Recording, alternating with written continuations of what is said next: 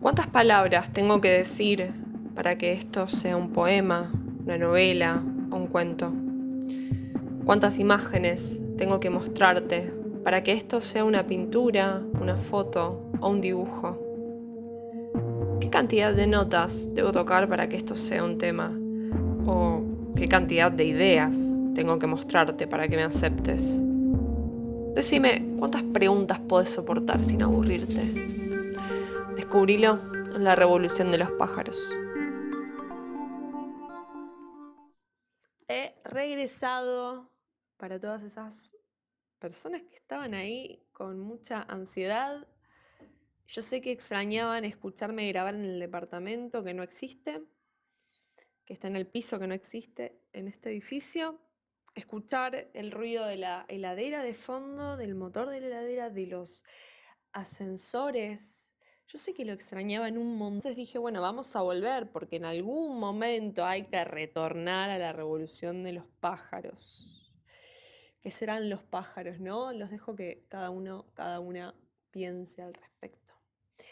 Esta es la nueva temporada, la segunda temporada de la revolución de los pájaros. Como ya lo dije, el nombre ya quedó claro, o sea, no tengo que aclararlo mucho más, pero en esta temporada vamos a tener un cambio con respecto a la primera, donde leí un montón de poesía escrita durante la cuarentena, con un estilo muy distinto al que venía trabajando hace unos años en mi escritura personal. Y fue también un experimento, y también la lectura tiene que ver con cosas que ahora vamos a ir hablando en este capítulo. Pero antes de meterme en el tema del episodio de hoy, les quiero contar de qué va esta segunda temporada. Van a poder escuchar entrevistas que le fui haciendo a diferentes personas, que todavía sigo grabando, sigo coordinando para poder conversar. Y son personas que están vinculadas a distintos ámbitos en relación al arte, en relación a la creación. Y en general digo, el arte y lo que es la pintura, lo que es la música, lo que es la escritura, siempre comunican, dicen algo, y mi interés está en poder reflexionar sobre esas cosas que se dicen, no siempre con la palabra, o que se ven, o que se muestran, pero que nos comunican algo al final del día. Así que a lo largo de los episodios van a escuchar entrevistas y también voy a empezar a leer y por ahí analizar un poco más algunos autores que me gustan, que he ido descubriendo, para ponerle alguna diferencia con la primera temporada y también para hacer una reflexión y pensar en conjunto con otras voces de otros autores y otros artistas sobre qué, qué sucede, ¿no? ¿Qué nos sucede cuando recibimos o comunicamos algo bajo la forma que sea? En este caso, tendencia artística. Y en este primer episodio, lo que quiero tratar es qué es la poesía. Durante la primera temporada recibí varios comentarios de gente copada, alentando, gente muy entusiasmada con la propuesta. Y por otro lado, en algún momento hubo algo que me quedé pensando, ¿no? Porque después me llegaron otros comentarios de que lo que estaba ahí no era poesía. En algún momento participé de una entrevista de un podcast que se llama Sale Podcast de Santiago Mancuso, se los recomiendo, de paso, chivo, donde alguien o alguienes, no sé, varias personas dijeron, eso no es poesía. Sin que eso haya tocado mi ego, ¿no? Porque la realidad es que lo que uno escribe no es uno, es la obra. Me puse a pensar, digo, ¿es esto poesía? ¿No es poesía? ¿Por qué lo dicen? ¿Desde dónde lo dicen? Entender a veces por qué del otro lado nacen estos comentarios. Y en principio yo no me atrevo a definir qué es la poesía. Quizás no soy erudita, académica o lo que fuere como para decir esto es poesía, esto no. Personalmente esa manera de ver el mundo me parece un poco cerrada a la posibilidad de descubrir. En principio creo que a todos nos ha pasado que la poesía o cómo nos hemos acercado desde la escolaridad, por ejemplo, a quienes han tenido el gusto de ir a un colegio, por lo menos, no voy a hacer una diferenciación entre público o privado, un colegio, el que más les guste. Tradicional, no voy a meterme con otros porque yo fui a un colegio tradicional, así que no tengo ejemplos de otros, pero en esos lugares la enseñanza de la poesía, la verdad, y lo digo también como desde la experiencia personal, ha sido bastante pobre, bastante aburrida, bastante poco auténtica. Y con aburrida no me refiero a que siempre nos tengan que entretener, sino que no hubo del lado de los docentes un laburo para hacernos ver la poesía desde otro lugar, más allá de la rima, más allá de los temas que siempre están ahí dando vueltas, como el amor, pero también hay poemas sobre la muerte, hay poemas que hablan del odio, de temas esenciales para el ser humano. Entonces, en esa enseñanza, en ese cómo, porque el problema acá no es el qué, sino el cómo nos han enseñado la poesía, quizás ha alejado a gran parte de la humanidad de lo que dice, de lo que hace, de lo que nos produce en el cuerpo. La poesía, ¿qué es? Podría quizás ser el lenguaje en movimiento, el lenguaje diciéndolo a uno. ¿Y qué pasa cuando somos dichos por el lenguaje? Esto es un montón de preguntas que me fui haciendo. O cuando somos alcanzados por él. ¿Cómo lo alcanzamos nosotros después una vez que nos alcanza el lenguaje? ¿Y cuál es la forma de un poema o la definición? ¿Y alguna vez se termina de definir? La verdad que probablemente no. Y creo que la poesía tiene su propia lógica en sí o en cada poema, y el estilo que cada poeta elige tiene que ver con ese redescubrir del lenguaje mismo. Porque las palabras que usamos para decir o nombrar lo cotidiano, entre tantos ejemplos, me da la sensación que en la poesía son utilizadas para expresar otros movimientos. Es decir, una boca puede no ser igual en un cuento o en un poema en cuanto a la significación. Una boca en un cuento, por ejemplo, puede tener la función de estar en la boca de un personaje que habla, que dice, que come. Pero en un poema, una boca puede mirar.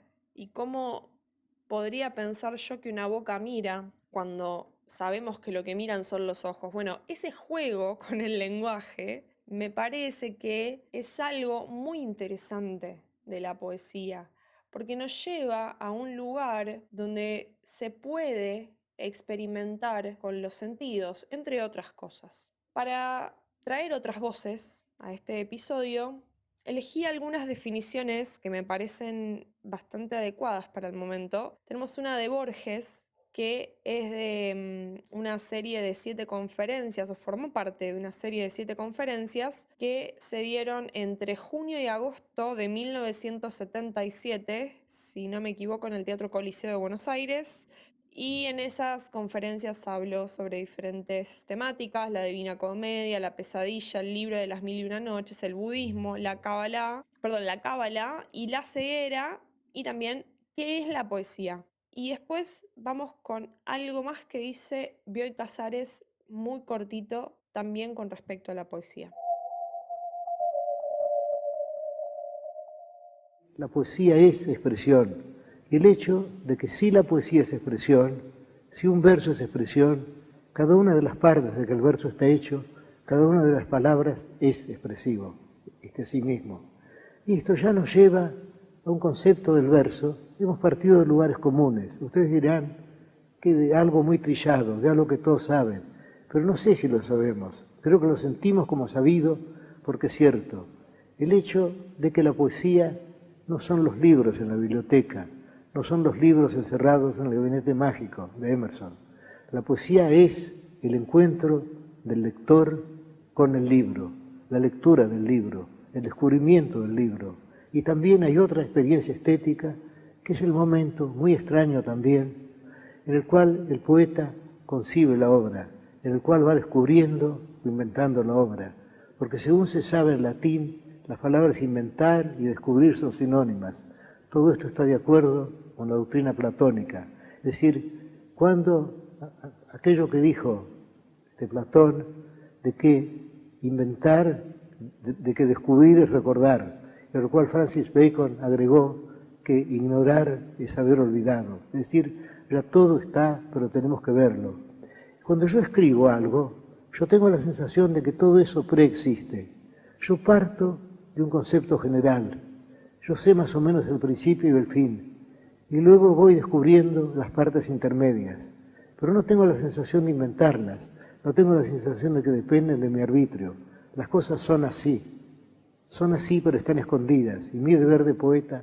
Por eso, creo que Bradley dijo que uno de los efectos de la poesía debe ser el darnos la sensación no de encontrar algo nuevo, sino de recordar algo olvidado. Cuando leemos un buen poema, pensamos que también nosotros hubiéramos podido escribirlo. Ese poema preexistía entre nosotros. Y esto nos lleva, ya que todo esto corresponde a la doctrina de la reminiscencia platónica, esto nos lleva a la definición platónica de la poesía, esa cosa liviana, alada y sagrada. Puede decirse que como definición es falible, ya que esa cosa liviana, alada y sagrada podría ser quizá la música, más que la poesía, salvo que la poesía es una forma de música, o podría ser un ángel, un espíritu. Pero Platón ha hecho algo muy superior a definir la poesía, nos ha dado un ejemplo de poesía, ya que esa frase, ¿por qué?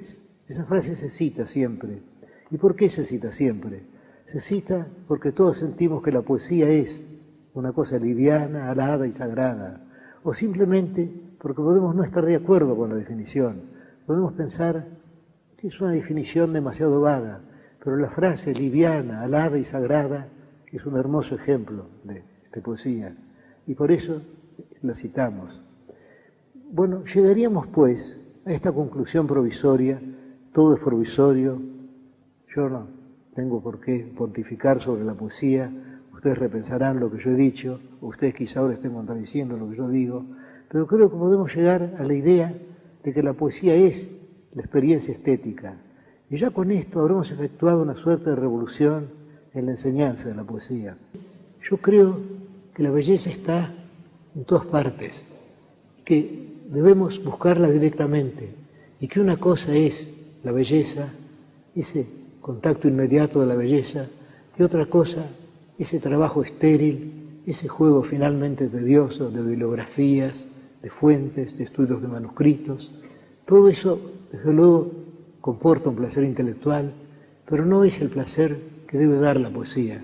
Creo, yo he tratado de hacer eso, yo he tratado siempre de que los estudiantes sientan la presencia de la poesía.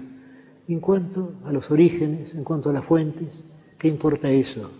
Y yo tengo para mí que la belleza es una sensación física, es algo que sentimos con todo el cuerpo, no es el resultado de un juicio, no llegamos por medio de reglas a ella, sentimos la belleza o no la sentimos. Esta definición de Borges, hablando sobre la belleza que está en el acercamiento del lector con el libro y que va más allá de un autor, que va más allá de lo que se esté diciendo, que va más allá hasta de la obra, porque la poesía, en definitiva, la interpretación que hago, ¿no? de lo que él dice, no tiene que ver con un listado de fuentes o de orígenes, sino que o de una investigación que sí es parte de lo que forma lo que es la belleza en la intelectualidad, que él habla un poco de eso, pero me gusta mucho esto que dice sobre la belleza que está en lo poético, esa experiencia estética.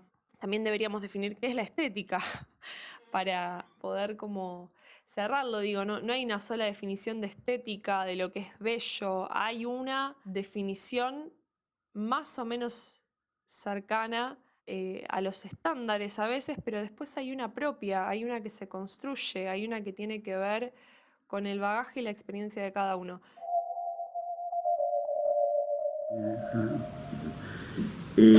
¿Intentó alguna vez la poesía? Sí, hay un libro mío que se llama ¿Quién habla con amores? Entre un cuento y otro suele haber un poema. Cuando nada me gustó más que escribir esos poemas, sentía como, voy a decir una frase un poco petulante, pero no quiere ser petulante, que ejercía la literatura del modo más intenso. Ahora Las musas no me proponen poesía, sino cuentos y novelas. Creo que uno está entregado intensamente a la creación de ese texto breve. Le preguntan si en el poema hay una mayor exposición de uno. No, porque no es como una exposición de uno, es como un sentimiento intenso que uno puede haber sentido, pero que no es su personalidad, que no se confunde con su personalidad. Por otro lado, además de esta definición donde remarca la belleza Borges, me interesa lo que dice Bioy sobre que el poema no es uno. Ninguna de las cosas que escribimos somos nosotros. Una vez que está fuera, que está en un papel, pueden hablar de una sensación, de una emoción. ¿Y por qué atraviesa a toda la humanidad la poesía? Porque al final del día todos reconocemos ese tipo de emociones que están en un poema. Y el amor y la belleza no son las únicas experiencias que un ser humano tiene. Está el odio, está la muerte, está el rechazo. Puedo seguir con la lista. Entonces, ¿qué es la poesía? ¿Y cómo se dice, cómo se lee la poesía? ¿La poesía solamente es lo que está escrito? ¿O hay una experiencia que trasciende al papel?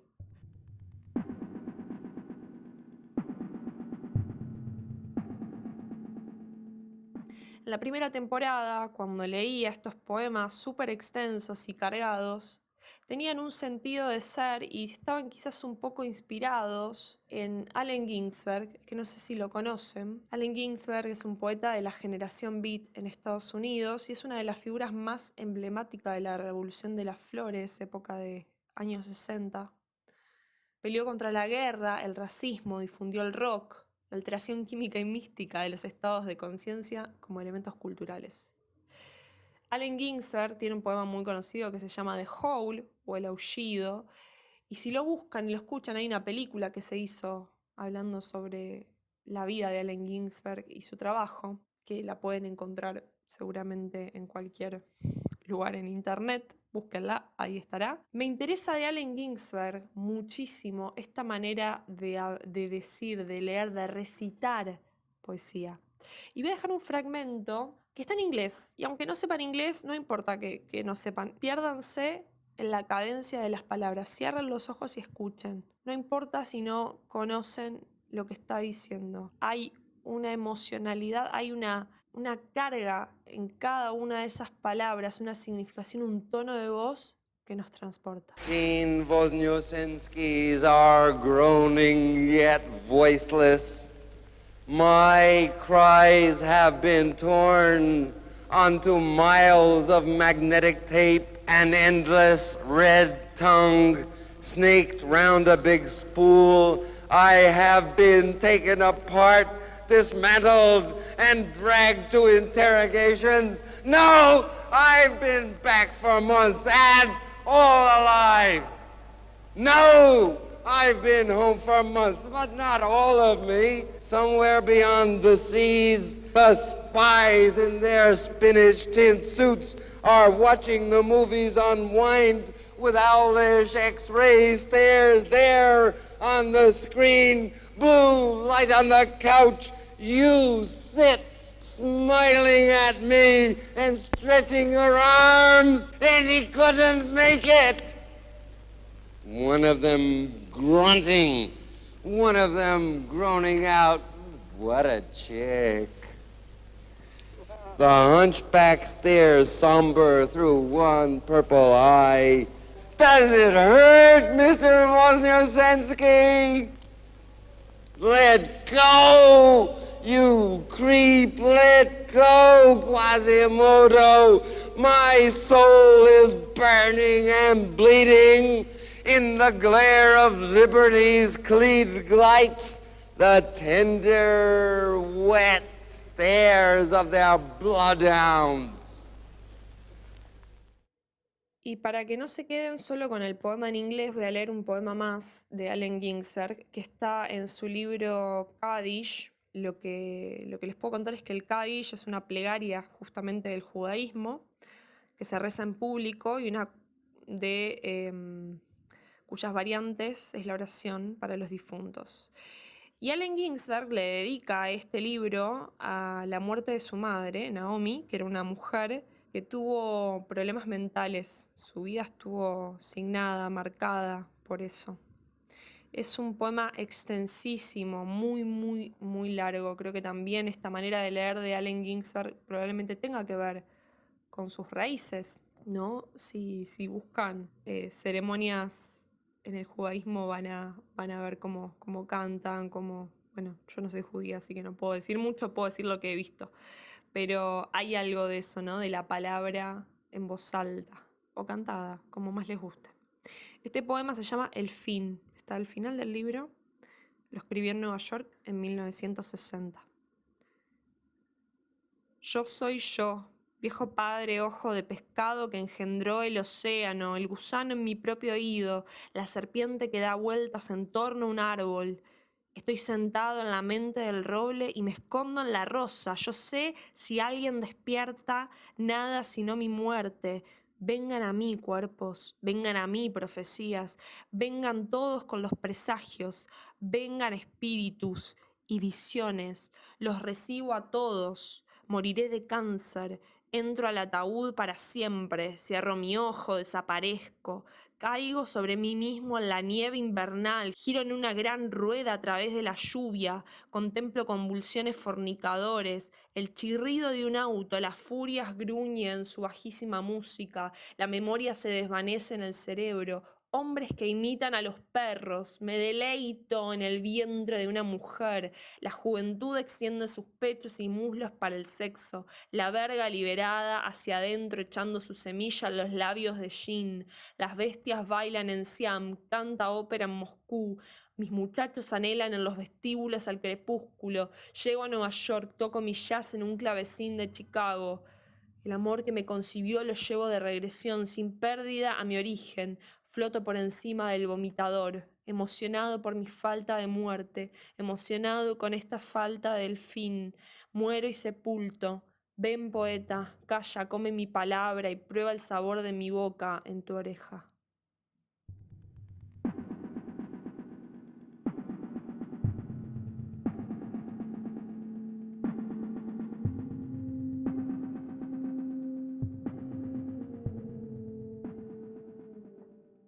¿Dónde está la poesía?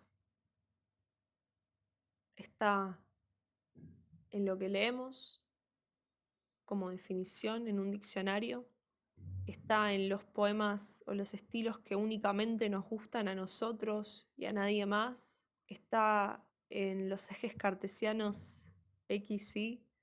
Quien haya visto la película de la Sociedad de los Poetas Muertos puede entender esta referencia, pueden ir a buscarla, una película que les recomiendo, que es del mismo director que hizo The Truman Show, no me está viniendo el nombre ahora del director, sepan disculpar, pero lo pueden googlear, para eso está.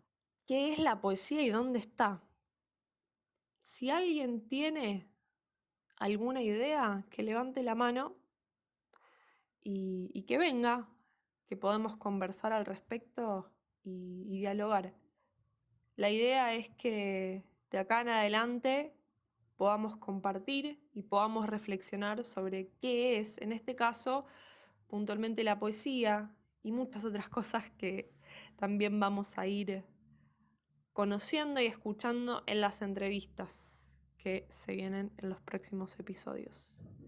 Por ahora, como ya dije antes, no me animo a dar una única definición de poesía. Me parece que así como el significado de las palabras y nosotros mismos y lo que somos muta, no sé si muta o se mueve en el tiempo, que también habría que pensar qué es el tiempo, porque quizás el tiempo no sea un concepto y seamos nosotros mismos, ese es otro tema, pero quizás la poesía sea algo que acompañe nuestro movimiento, quizás nos haga movernos, ¿no? Nos vemos la próxima.